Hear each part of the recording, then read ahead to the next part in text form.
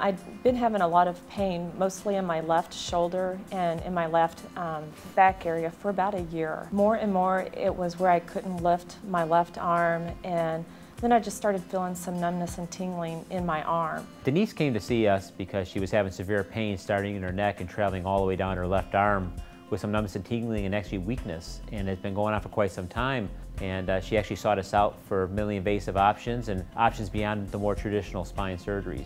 I went for about 8 weeks of physical therapy and the pain kept getting worse. I did go see Dr. Musacchio. I did a lot of research on him about his outcomes and the minimally invasive technique that he did, and so after a lot of research, he was my top choice to go to for this procedure.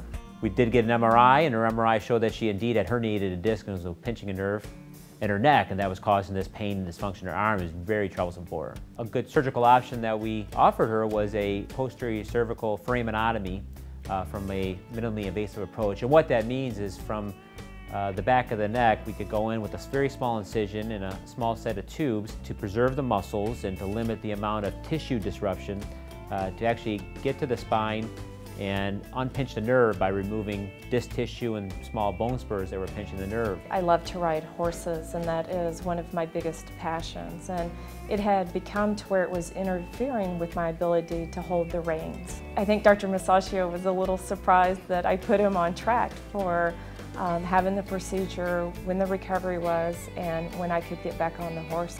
Immediately after the procedure, I did have feelings back in my hand. Each day it gets better and stronger. And with Denise, she was back riding her horses within a couple months, and that's the most important thing and really satisfying for both the patient and myself that we could see a patient get better that quickly with such an easy process. I feel great. Dr. Musacchio has been great. I go back for follow-up every couple of months, and each time it doesn't change. He is just as engaged in the treatment as what he was on the first time that I did see him.